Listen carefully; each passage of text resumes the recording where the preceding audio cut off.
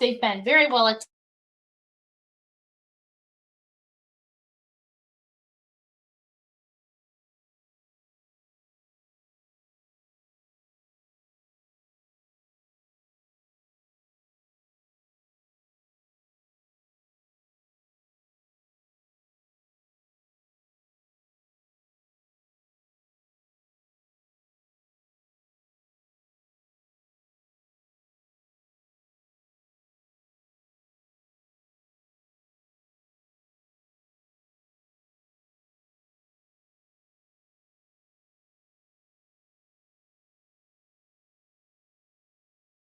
So today we're going to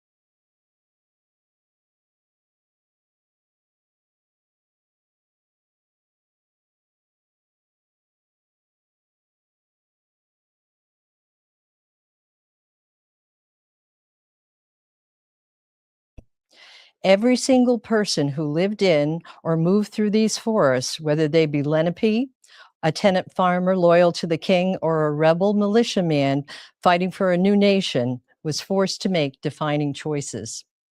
And in these valleys, choices had immediate, terrifying consequences. Choose wrong, and your home could be burned to the ground. Choose wrong, and your neighbors could become your executioners.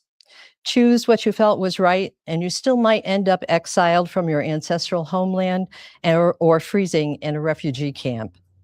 These harsh outcomes remind us of the severe sacrifices made by all the groups during this turbulent time. Tonight, we're going to step off the paved roads of the 21st century and into the shadows of the 1770s. We will look at the impossible choices faced by three distinct groups: the native nations caught between two empires, the rebels risking everything for independence, and the loyalists who believed that they were defending the rule of law. We will examine not just what they chose, but the heavy price that they all paid for their choices right here in our own backyards. Long before the white settlers pushed into this area, the Esopus Indian homeland stretched along the floodplains of the Hudson River and to the east and west branches of the Delaware rivers and westward to the Susquehanna. The First and Second Esopus Wars with the Dutch settlers in the 1600s and the intertribal wars with the Five Nations Confederacy, the Esopus Indians were forced to make peace with the Five Nations, the Dutch, and the British, creating the Six Nations Confederacy. This ensured their survival and let them hold on to their ancestral lands. But interactions with European settlers caused diseases to decimate the native population, causing their numbers to dwindle and become a minority in their own territories. During these times, the New York colonial government continued to treat the indigenous groups as sovereign nations. By the mid-17th and 18th centuries, the Esopus Indians sold large tracts of their lands with deeds that reserved their rights for them to live in them and to maintain the rights to hunt and fish on their traditional territories. Expansion of colonial populations pushed the Esopus people from the Hudson River valleys over to the Catskill Mountains, creating new communities along the Delaware River's east and west branches, when before they had only used these lands as spring fishing and winter hunting camps. Their interactions with the early settlers was generally peaceful, and they moved towards adopting some of the European lifestyles. Some learned Dutch and the English language, built log cabins, and adopted European agricultural practices of keeping dairy cows, pigs, and chickens. They brought in their traditional crops from the Three Sisters, corn, beans, and squash, adding apples, peaches, cucumbers, and turnips to their river flat fields. European goods were traded, making their life easier, but moving the native peoples to abandon some of their traditional methods of survival and making them more dependent on their colonial neighbors. By the early 1700s, it was clear that the sales and leases of the Hardenberg and other patents that the border territories laid out in the 1768 Fort Stanwix Treaty, reserving everything west of the Allegheny Mountains as sovereign native lands, that this treaty was not being maintained. More and more settlers were on their traditional lands in the western Catskills and upper Susquehanna River, and was taking place. The Six Nations of the Iroquois Confederacy met with the British Indian Superintendent, Sir William Johnson, to determine what they could do to preserve their land rights from the encroachment of the ever-increasing settler population. Choices had to be made. Delaware County did not exist during the Revolutionary War period. As part of Ulster County, only a few tiny settlements dotted the region. For example, Colchester consisted of Packatacken, that was near Margaretville, Papacton, and Gregorytown. Other small settlements could be found on the east and west branch and over to the Susquehanna River. One of Colchester's earliest settlers was Timothy Gregory. Now, he was a typical settler in 1766. Gregory migrated from Connecticut using the native Sun Trail from Minnesink to the foot of Fuller Hill. He carved his homestead out of the dense Catskill forest, later bringing his immediate and extended family to join him. This territory was opening up. Britain was issuing land grants to wealthy families, like the Hardenberg family. Queen Anne granted the Hardenberg family 1.5 million acres in the Catskills, which they split up into lots and leased to adventurous settlers. Eager farmers pushed into the native territories, primarily driven by economics. For colonial farmers, land was a path to economic security, but farmland along the American coast was expensive or unavailable. Many colonial farmers took a chance on a better life and a chance on prosperity in the Catskills. These settlers, faced with increasing pressures of the border wars, would also have to make consequential choices that would affect their future lives. In the spring of 1776, Charles DeWitt, a member of the New York Provincial Congress, became a colonel in the 2nd Ulster County Militia Regiment. Colonial officials knew that having the support of the Six Nations, as in the previous French and Indian War, would be critical to the survival and success in the approaching conflict. For DeWitt, maintaining friendly relations with the area native people would ensure some measure of safety if the war should spread over into Ulster County.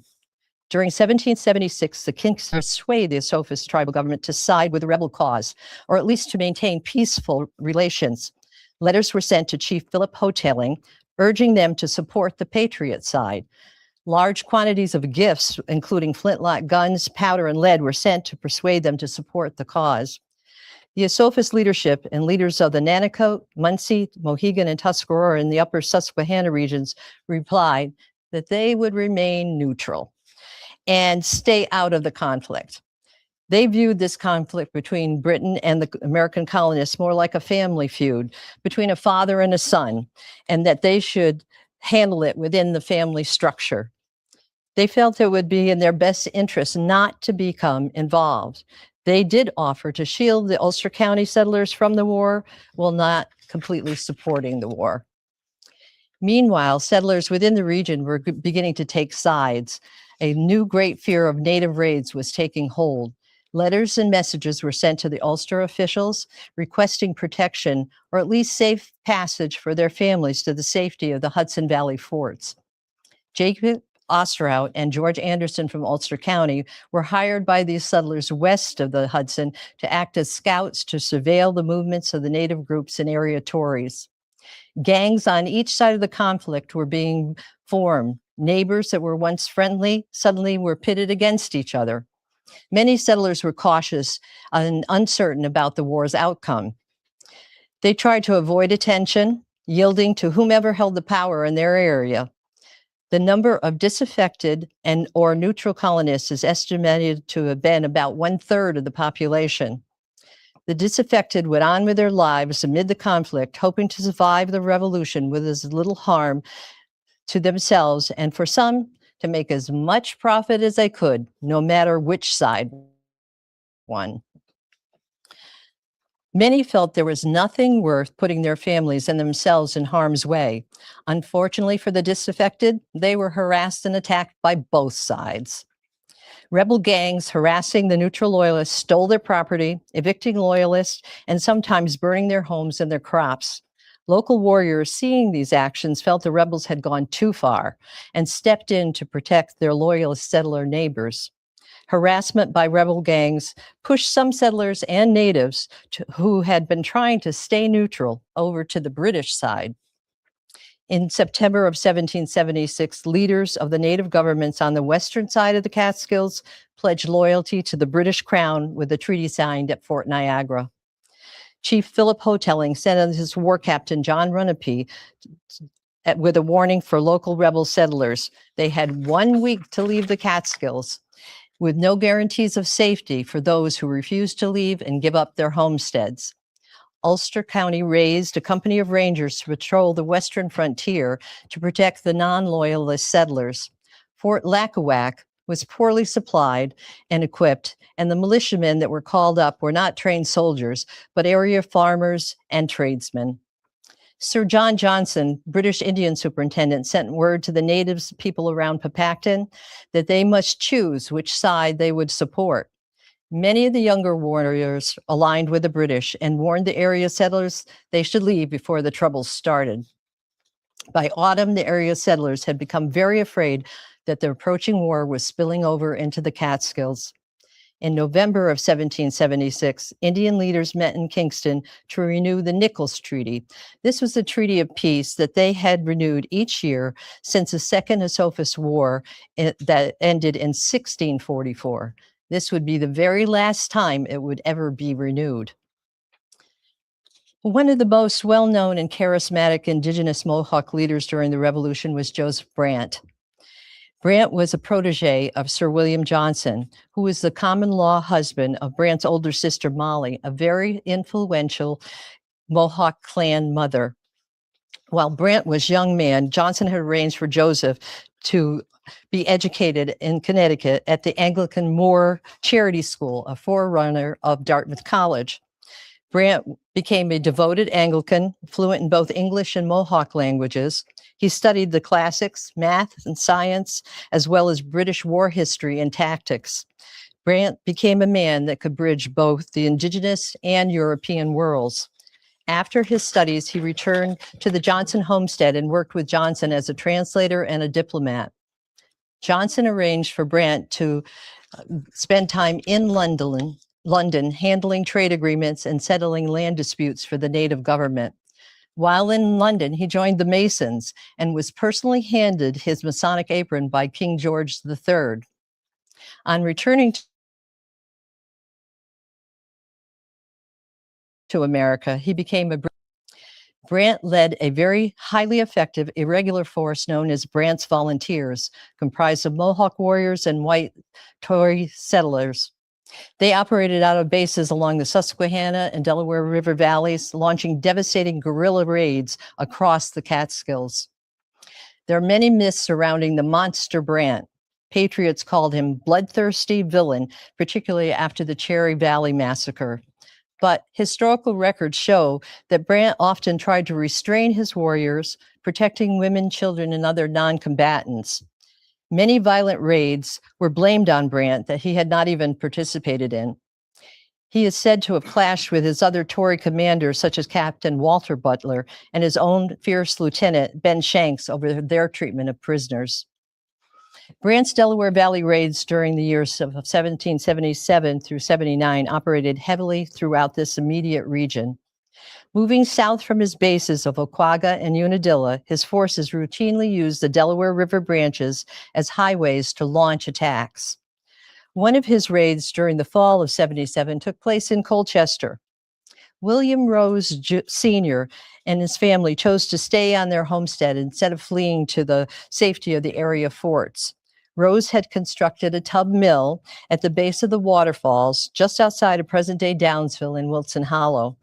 While William Sr. was grinding corn at his mill, natives led by Lieutenant Ben Shanks surrounded the Rose family cabin.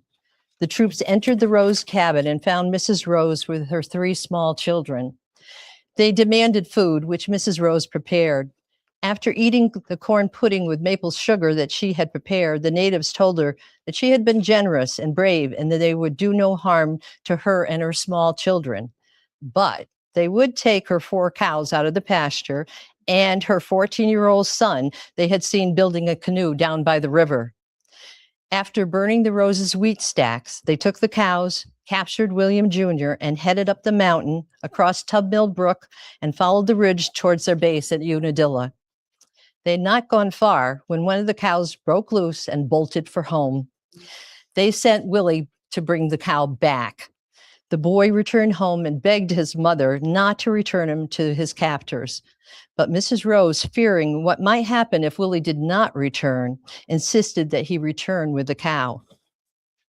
She accompanied him, fearing the worst. They had not traveled very far when 2 warriors were coming for them.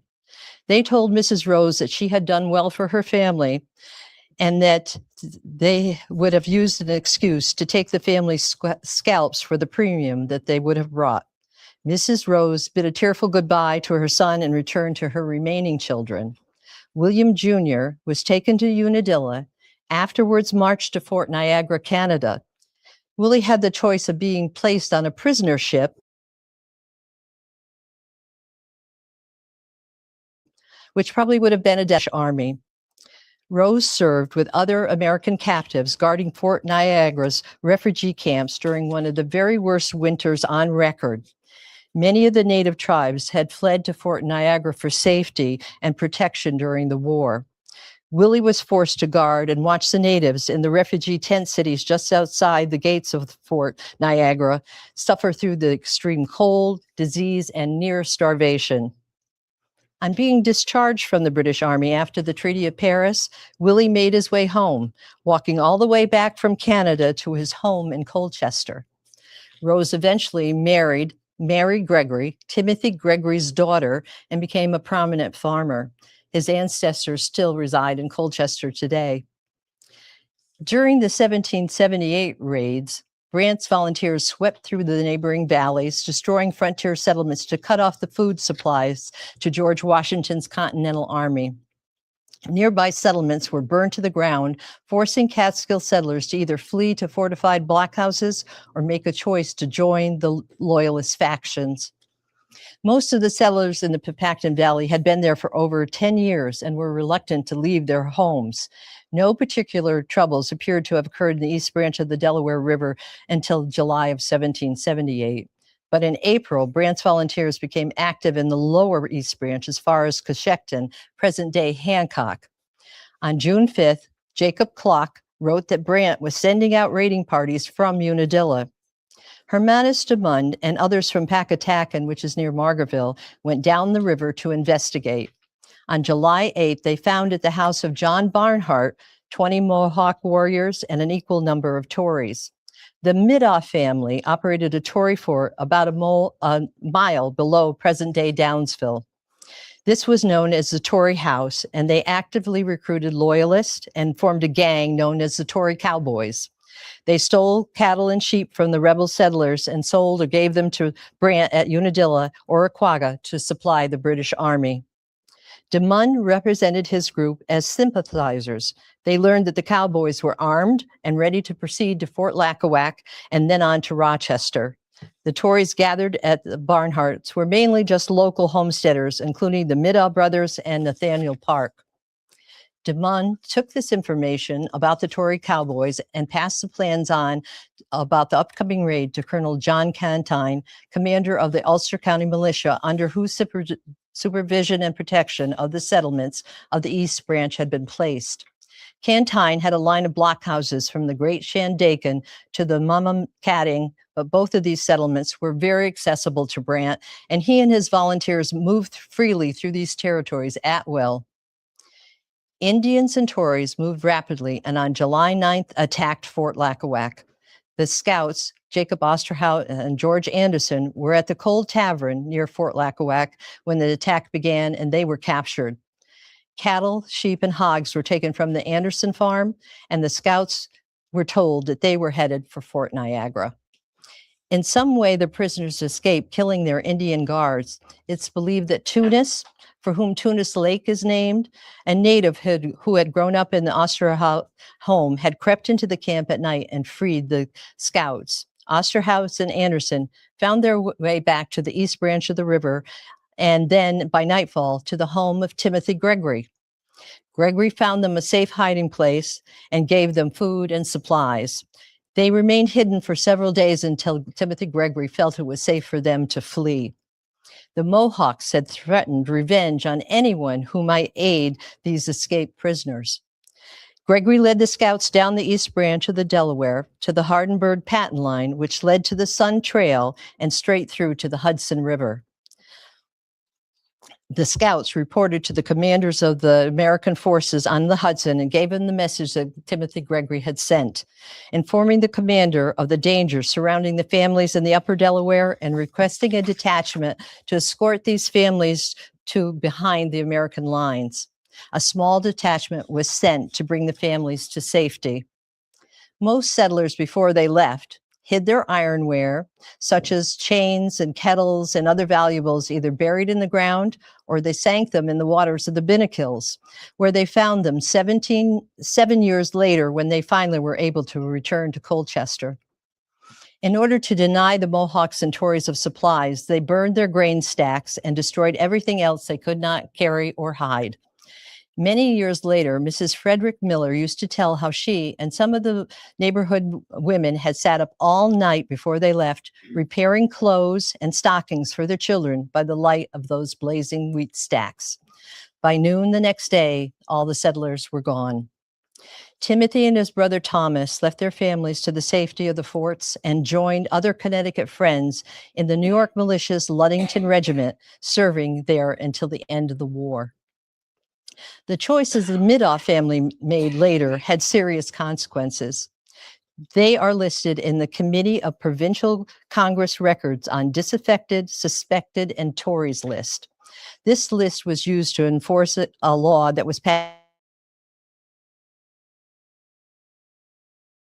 early in the war for removing. Would give notice to the wives of these Tories that they should depart the state or go behind enemy lines within the state within 20 days, with all their children under the age of 12. Failing to depart would cause them and their children to be considered enemies of the state. Many of these wives and children were arrested and held as prisoners in Albany for the duration of the war, and sometimes used as hostages in prisoner exchanges of Tory and Native prisoners. Properties of these Tories were confiscated and sold by the state to settle the committee's and the state's war debts. Alexander Middaugh is listed as a British prisoner of war, and Jacob Middaugh's estate is listed as confiscated.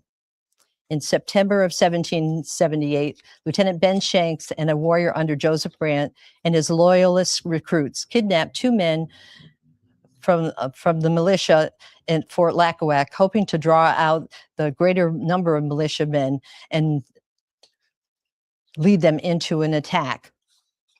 Colonel John Graham led a rescue party out after the 2 militiamen with 13 soldiers and was completely drawn into the trap.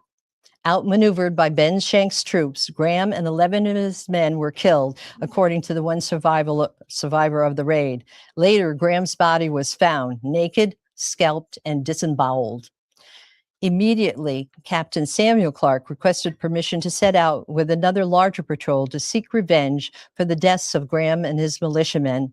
His orders were to pursue the attackers as far as the Middaugh Tory fort along the east branch of the Delaware River. This led to one of the only battles that was actually fought in the Revolution on the soil that would eventually become Delaware County. Clark and 52 militiamen chased Shanks over 50 miles of rugged forested wilderness, along the way receiving information from rebel spies that Shanks and his group were camped on Downs Brook Flats. Realizing that Shanks, a seasoned fighter and veteran of the French and Indian Wars, would probably be expecting his militia to approach from the East Branch River route, he led his troops on the northwest to Cole's Clove in Colchester and down the steep mountain ridges to Bull Run Hollow.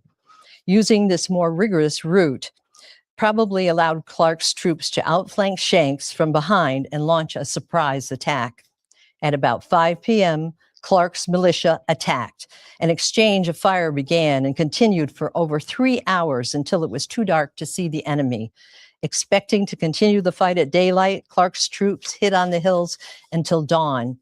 That's when they discovered that around 5 men on each side had been killed during the conflict and that Ben Shanks had escaped with his troops during the night. Like many other Revolutionary War skirmishes, the battle had been a draw with no clear winners. All the fallen men were buried at the site of the battle near what is now Knox Avenue on the flats near present-day Main Street, Downsville. A historical marker was just placed at the corner of Telford and Gregory Hollows to mark the Battle of Downs Brook. Captain Samuel Clark survived the Revolutionary War and later served in the War of 1812, finally retiring from his military career with the rank of Brigadier General. In John Rait's book, Ruts in the Road, he talks about the October 1778 ordeal of Colonel William Butler and 260 of his Continental soldiers from the 4th Pennsylvania Regiment. They were trying to return to Middle Fort in Schoharie County after raiding Tory and Mohawk bases at Unadilla and Afton. After days of torrential rain, he led his weary troops, carrying a wounded comrade, up Fall Cove, north of Delhi. They got lost. They were descending Hollister Hill into the valley they thought would lead them back to the Delaware River. After wandering through Elk Creek for several days, the wounded soldier died and was buried. Colonel Butler finally led his men over the hill to present-day Bloomville, and finally to the west branch of the Delaware and back to Middle Fort. The most direct and tragic raid at Packatacan occurred in late August of 1779. Due to the rising frontier violence, a detachment of the Schoharie Guard, a patriot militia, was sent to Packatacan to evacuate the remaining families and livestock eastward towards safer ground in Shandaken. Women began packing their belongings and preparing their children to escape to the safety of Fort Shandaken. Men buried their tools and other valuables, and then they torched whatever crops they couldn't carry to deny the approaching Ben Shanks native and Tory troops. While the families were being escorted to the fort by the Ulster militia, Hermanus Dumund and John Burroughs were returning to their homesteads to retrieve their 4 horses and other belongings to pack into a wagon and return to the fort. They spent a very nervous night waiting for dawn so they could get an early start. As they traveled north along the Bushkill, they were surprised by an advance guard from a company of the Albany and Tryon County militiamen that had been sent out to forage and capture Tories. Dumund and Burroughs were not familiar with this militia, and they thought they might be a Tory group. The pair were stopped and detained. Thinking they had been captured by a loyalist group sent out to kill rebels, Dumund and Burroughs represented themselves as Tory sympathizers. Captain Thomas Posey and Lieutenant Alexander Harper subjected the pair to intimidating and misleading interrogations and leading the men to think that they were indeed captured by loyalists. Dumund and Burroughs were coerced into declaring loyalty to the king and were led to believe that they would be transported to Niagara and recruited into Captain John Butler's army. Dumund, knowing that if he made it to Niagara, he would be discovered as a spy and hanged, he and Burroughs decided to make a desperate attempt to escape through the forest and hopefully make it back to Shandaken. Burroughs, being much younger and fleet of foot, escaped and made it back to the fort, but the older Dumund was shot in the stomach and carried back to Van Wagenen's tavern, where it was discovered that Dumund was indeed a patriot and not as he had presented himself earlier. He died later that day, killed by his own side. Posey and Harper had taken advantage of the situation, thinking that if their prisoners were Tories, whatever livestock and goods they took from them could be confiscated. But if they were indeed Americans, they would need to be compensated for the crops and livestock.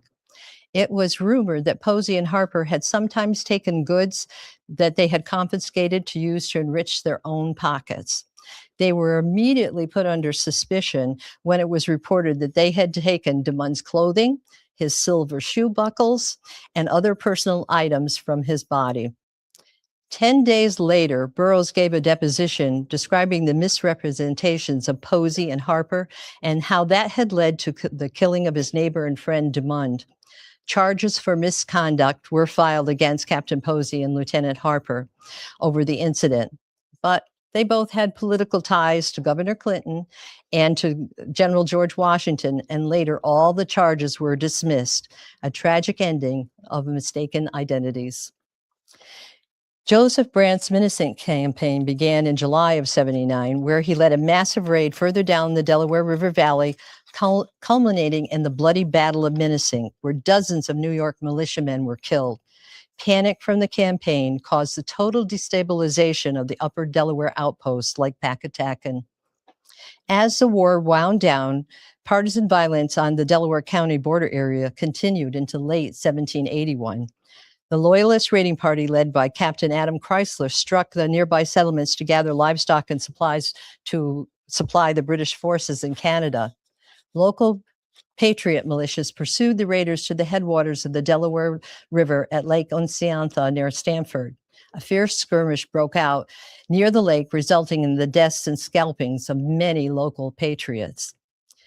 This and other raids led to the Sullivan-Clinton campaign, also known as the Sullivan Expedition. This was a massive, highly systematic military offensive by the Continental Army, lasting from June until October of 1779. This was ordered directly by General George Washington. The campaign was launched as a punitive reprisal against the British allied nations of the Six Nations Confederacy and the Loyalist forces. Washington designed the expedition to accomplish three main: to stop the frontier raids, to protect the colonial border settlements so the farmers could safely return. The second, to cut off British food supplies, to destroy the massive agricultural heartland in the Finger Lakes regions, which was the breadbasket feeding the British regular troops. And third, to capture Fort Niagara. The ultimate strategic objective was to march west, seize the key British base of Fort Niagara. This goal, however, was never accomplished. The campaign used a multi-pronged invasion strategy consisting of nearly 5,000 Continental soldiers. General John Sullivan enthusiastically led a body of 3 brigades northward out of Pennsylvania along the Susquehanna River. General James Clinton marched south from the Mohawk Valley down the Susquehanna to meet up with Sullivan. Colonel Daniel Broadhead marched a separate force north from Fort Pitt along the Allegheny River to strike the western Seneca territories. The forces of Sullivan and Clinton merged at Tioga in August of 1779 to form one single large army.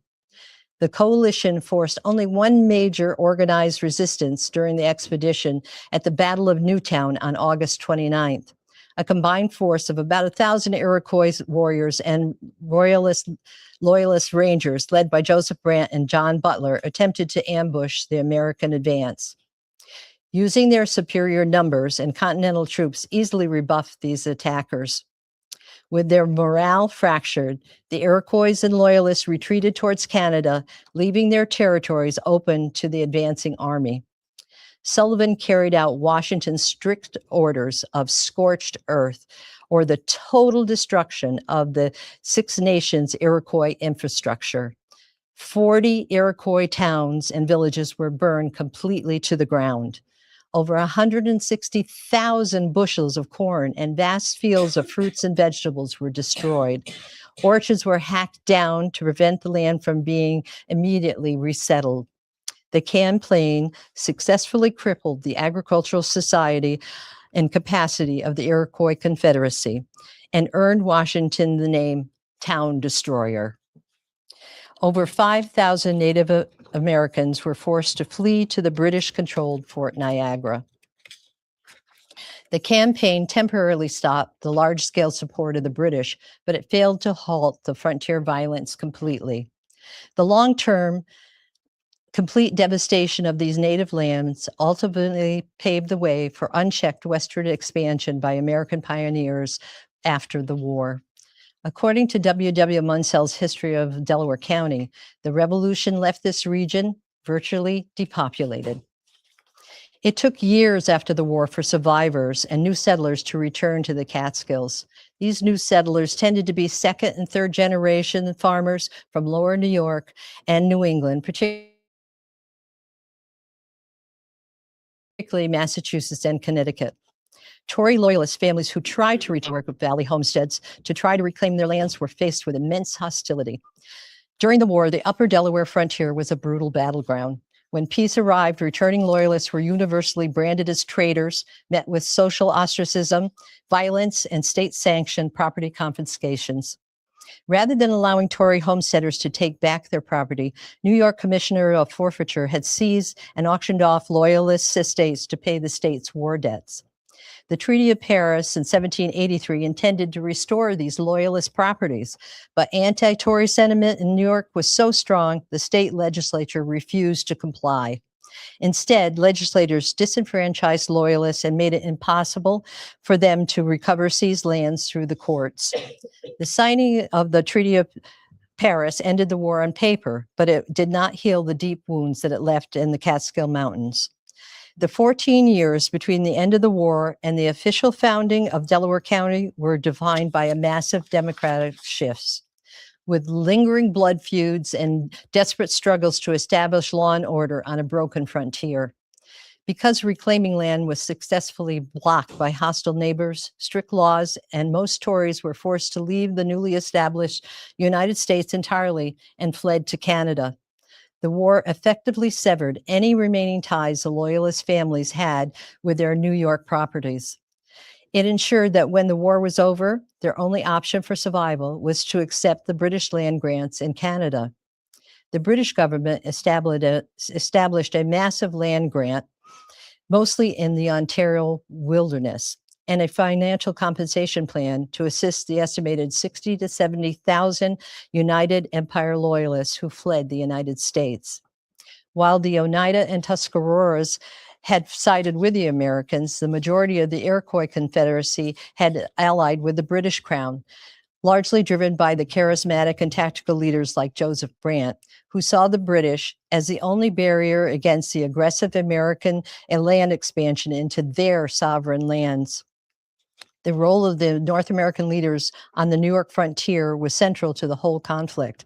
The American Revolution was not just a war between Britain and the colonists, but a brutal civil war that shattered the Six Nations Confederacy that had remained united for centuries. The Treaty of Paris did not include the Native Americans even in the negotiations. They totally abandoned their indigenous allies. Joseph Brant, acting as the indigenous diplomat for his people, negotiated a massive land grant directly from the Canadian governor, Frederick Haldimand. He secured the Haldimand Tract, 6 miles of land on each side of the Grand River in modern Ontario, where he successfully settled hundreds of displaced Iroquois refugees. Seneca War Chief, corn planter, or John O'Beal also turned diplomat for his people. Following the total destruction of his homeland by the Sullivan Campaign, he met personally with George Washington and his people, securing a reservation tract in Pennsylvania and ensuring the survival of the Seneca nations in the post-war era. The confiscation of Tory properties and the opening of all the native lands in New York allowed New York to pay their soldiers with land bounty grants. These land payments were often to territories west of the Catskills. Many of these battle-hardened veterans sold these bounty land grants to greedy speculators and turned these funds to purchase leased lands here or larger acreage in the Delaware County areas. The legal landscape in 1780s through the 90s was a chaotic mess of lawsuits and land grabs. Under the New York's Act of Forfeiture, large Loyalist estates, like parts of the massive Hardenberg patent, were seized by the state and sold off. However, land boundaries in the heavily wooded mountains were notoriously vague.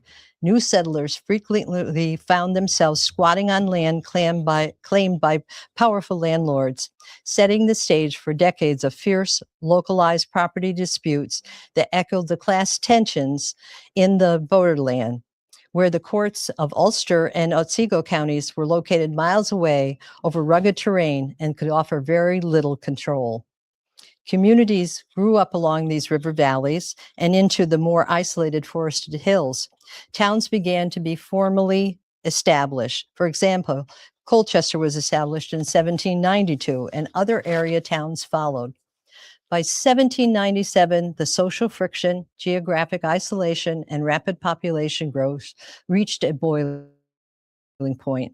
The people living along the west and east branches of the Delaware realized they could no longer be governed by distant county seats. To establish local courts, enforce land laws, and finally bring order to the fractured frontier, a new county needed to be carved out. Finally, enough support was gathered to establish a new county of Delaware, combining parts of Ulster County in the south and Otsego County in the north. The new Delaware County was made up of just 6 towns, with representatives from each town meeting in March of 1797 to form the new political and legal frameworks. On March 10, 1797, Delaware County was finally created to bring order to the frontier. But as we look at the map of our county today, we must look past the modern highway signs and town lines. We have to look at the human cost that underpins it all. Let's bring our journey back around a full circle and take a look at the final tally of these impossible choices. When Delaware County was born in 1797, it was raised directly out of the ashes of the American Revolution. The boundaries of the towns from Harpersville to Delhi, from Stamford to Downsville, were defined by where the lines of conflict had fallen. Roads we drive on today were often built over the very paths trodden by the Ulster County militia or Joseph Brandt's raiders. As we look back on this history, 250 years later, we are reminded that history is not a series of inevitable events printed neatly in a textbook. History is a sum total of human choices made in the dark. The Native Americans chose to defend their sovereignty and lost their homeland. The Loyalists chose to defend their king and lost their farms, their wealth, and their country. The rebels chose to risk everything for a radical idea of independence and won a nation, but at the cost of turning their own valleys into battlefields. Every party paid a devastating price. The next time you look out at the quiet, mist-covered hills of Delaware County, remember that the peace we enjoy today was brought about by agonizing, impossible choices of the people who stood on the very ground before us. It's our responsibility to remember their stories, to understand their choices, and to carry the weight of their legacy. Thank you. We're glad to answer any questions you might have. Thank you. Yeah. Question. I have always heard that Colonel John Harper and Joseph Brant actually met in school in Connecticut and befriended. And that friendship led Joseph Brant to give warning to the Harpers before the raid that sent them to Cherry. Yeah, Is that true? there's some historians have cited that as being true, that they did go to school together and were friends. And Brant had a lot of European friends, and he sometimes saved some people if they were Masons and gave a Mason symbol. And it was the other warrior them safe. Yes. I've heard that loyalists fleeing Connecticut fled to Delaware County in the frontier after the war. Is that true? I'm sure there were probably some that tried, but there was a lot of hostility against the loyalists, and so they probably had a hard time, or maybe they didn't identify themselves as loyalists. Yeah. They probably kept that under wraps. Yeah. But yes, this was, immensely thickly forested area. The settlers had to work very hard to carve out their homesteads. It definitely was the frontier area, and so they were very brave and industrious to be able to carve out the towns that we have today in Delaware County. Yes. What were those first few towns that I forget the number, if it was 6 or 11 or some, a small number that first formed Delaware County? What were those first? If I get this right, you put me on the spot. Remember. I think Walton, Margaretville, perhaps Andes. Trying to think. Downsville, of course. Harpersville, yeah, Harpersville. I And the thi- court right. Courtright, that's the sixth one. So, and then it grew from there. And some towns were carved out of parts of towns and made into other towns later on. Part of Colchester was put into Hancock, and on others on the other side of the county. So through the years, they did split up a little bit. So. Well, thank you very much for your attention. Thank you. Thank you.